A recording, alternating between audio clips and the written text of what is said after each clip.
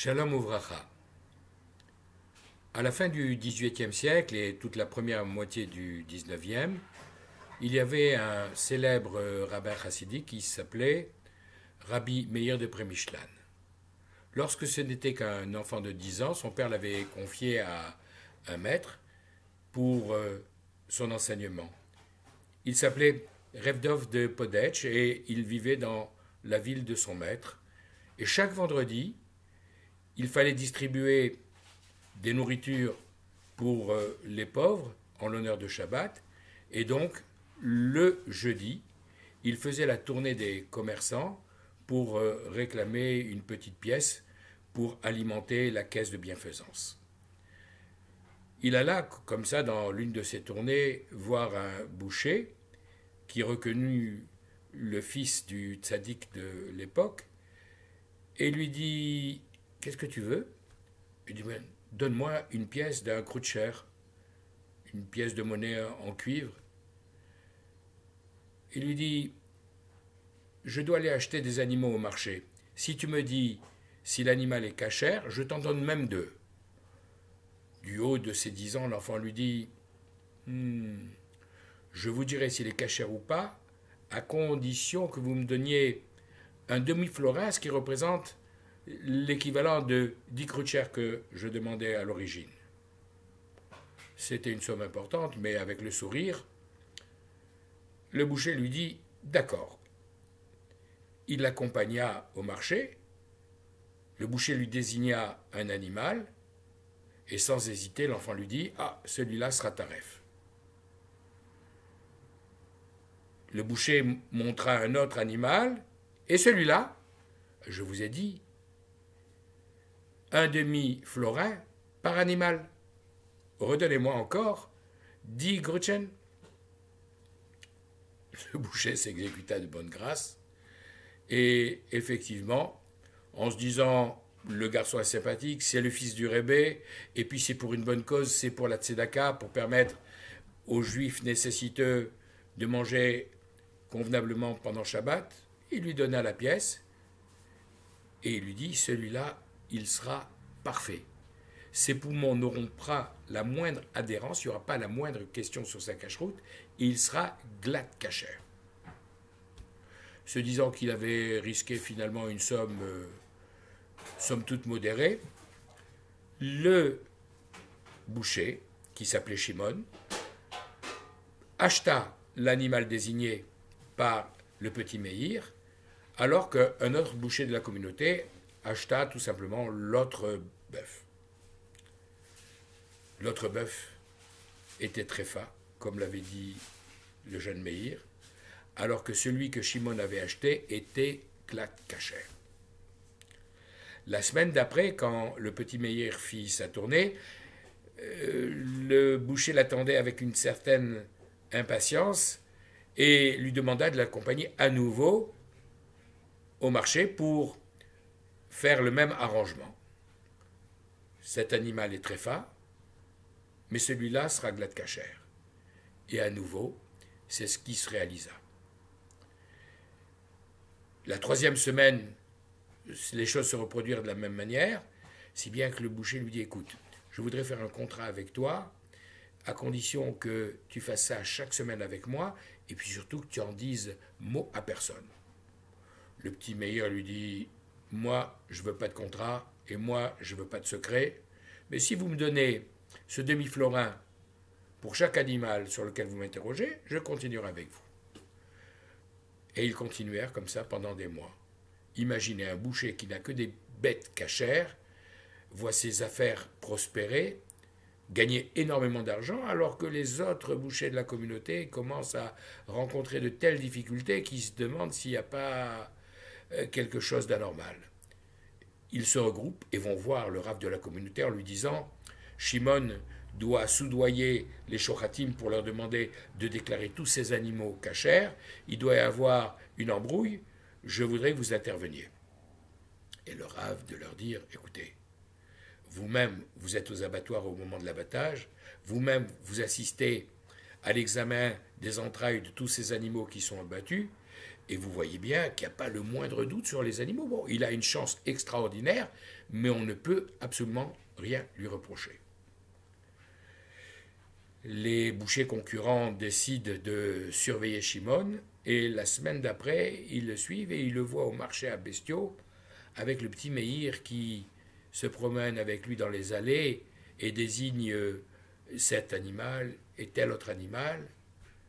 Et lorsque l'enfant et le boucher se séparent, il s'approche du jeune Meir et lui dit « Qu'est-ce que tu racontes à Shimon? Quel est le secret que tu lui donnes ?» L'enfant dit « Il n'y a pas de secret. Simplement, à chaque fois qu'il me donne un demi-florin, je lui dis si l'animal qu'il me montre est cachère ou pas. » Alors, les bouchers se disent « Eh bien, on va essayer. » Et ils lui donnent le demi-florin, ils lui disent « Et cet animal ?» Cet animal, il sera très fin. Ah.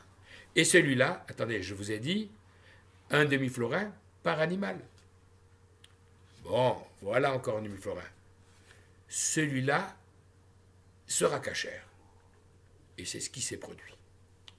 Et ainsi, les bouchers concurrents, comme Shimon, n'achetaient plus que des bêtes qui se trouvaient être conformes après l'examen qui suivait la shrita.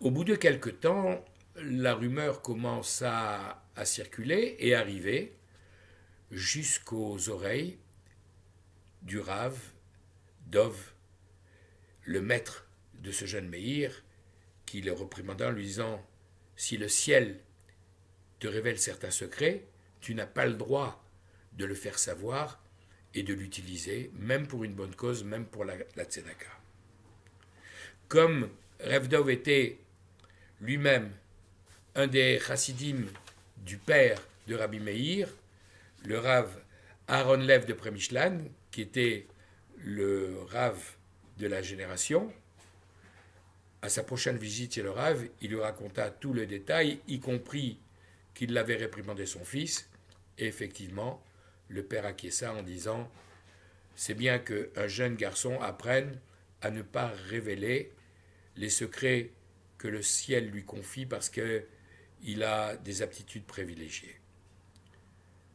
Alors quel est le rapport entre cette histoire et la paracha de Shemini que nous allons lire cette semaine? Bien sûr, au début, il y a l'événement tragique de Nadav Avihu, les deux enfants de Aaron à Cohen, qui mourront le jour de Rosh Chodesh Nissan, le jour de l'inauguration du Mishkan. Et après, dans la deuxième partie de la paracha, à partir de la 6e montée, il y aura, dans cette paracha de Shemini, toutes les lois de la cacheroute, avec les différents critères qui nous sont donnés pour reconnaître les animaux purs et les animaux impurs, que ce soit les mammifères, que ce soit les oiseaux, que ce soit les poissons. Et cette paracha se terminera par le verset suivant. Les Havdil, cette loi que je vous donne, c'est pour faire la différence. Ben atamé ou ben ataor, entre ce qui est pur et entre ce qui est impur et ce qui est pur, ou ben achaya ane chelet, et entre l'animal qui peut être mangé, ou ben achaya asher lote achel, et l'animal qui ne doit pas être mangé. C'est ça la règle de la cacheroute, savoir être en éveil toujours, pour ne pas mettre dans sa bouche n'importe quoi, n'importe comment. D'abord, il faut d'abord réciter la bracha, mais ensuite mettre dans sa bouche que des aliments dont on aura vérifié au préalable qu'ils sont conformes aux prescriptions de la Torah. Et donc, dans cette histoire que je vous ai racontée, l'enfant avait tellement bien enregistré cet enseignement qu'il demandait pour chaque animal une demi-pièce, un demi-florin, pour pouvoir faire la différence entre l'animal qui était pur et l'animal qui était impur. Face à Kadosh Baruch Hu, que par le mérite de ces paroles de Torah et par l'application de toutes ces prescriptions, y compris et principalement à la lumière de notre enseignement, celles qui régissent la cacheroute, nous puissions approcher l'avènement de cette ère messianique que nous appelons de nos voeux, avec la libération pour tout le peuple juif.